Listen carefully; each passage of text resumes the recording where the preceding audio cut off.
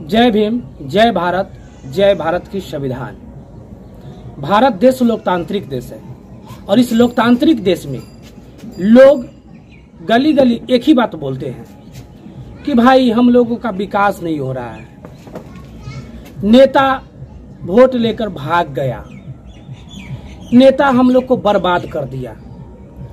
लेकिन जो लोग यह बात बोलते हैं कभी अपने ऊपर उंगली करके देखते हैं कि चुनाव में जब लोकतंत्र का पर्व चालू होता है तो उस पर्व में वोट को बेचने का काम करते हैं लोग। तो जो लोकतंत्र में अपना वोट बेचने का काम करेंगे, क्या आप विकास की सपना देखते हैं?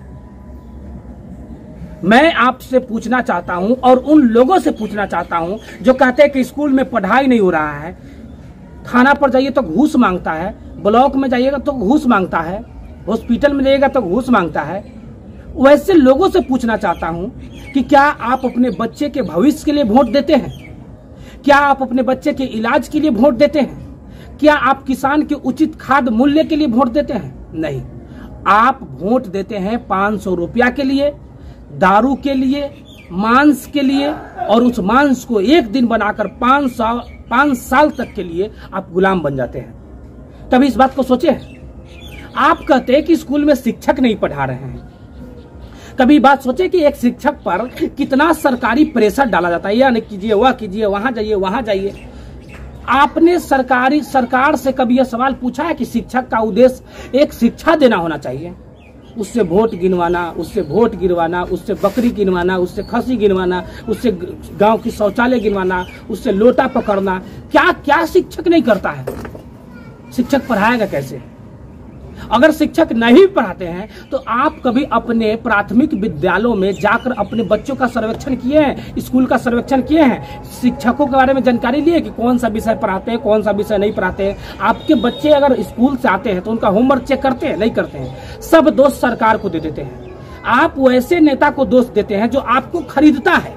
आप खुद सोचिए कि एक मुखिया का चुनाव लड़ने के लिए आदमी को कम से कम 30 से 40 लाख रुपया खर्च करना पड़ता है। अगर 50 लाख रुपया कोई खर्च करता है तो वह 1 करोड़ कमाना चाहेगा, 2 करोड़ कमाना चाहेगा। 1 करोड़ से अपना घर बनाएगा, गाड़ी खरीदेगा, और 50 लाख रुपया जो बचेगा उससे क्या करेगा? फिर अगला चुनाव में खर्च करेगा। अगर एक चुनाव में 50 लाख तो दूसरा चुनाव में 70 लाख, तो 70 लाख तो उसको रुपया लेना होगा ना भाई, और फिर 70 लाख के अलावा 1 करोड़ कमाना होगा ना। तो आपने तो वोट बेचने का काम किया। आप कहाँ आदर्श पंचायत बना रहे हैं? ना आदर्श गांव बना पाते, ना आदर्श पंचायत बना पाते, ना आदर्श जिला बनाते हैं, ना आदर्श आपका राज्य बनेगा, ना आदर्श आपका देश बनेगा। सिर्फ भ्रष्टाचार ही रहेगा। और कहते हैं कि नेता भ्रष्टाचारी है। मैं आपसे कहता हूं, भ्रष्टाचार की जड़ आम जनता है। वह जनता है जो अपना वोट को बेचने का काम करता है। वह जनता है जो लोकतंत्र को नहीं समझता है। वह लोग है भ्रष्टाचार की जड़ जो इस देश की माँ बहनों को गुलाम समझता है। वह लोग है जो आज भी माँ बहनों को पढ़ने तक नहीं देता है। वह लोग भ्रष्टाचार की जड़ है। और कहता है कि देश आजाद हुआ। देश 15 अगस्त 1947 को आजाद हुआ, लेकिन आज भी देश मूर्खों का गुलाम है। आज भी देश मूर्खों राजा का गुलाम है। माने मूर्खों का राजा कौन बनता है? नेता। मूर्ख जनता और मूर्खों का राजा नेता।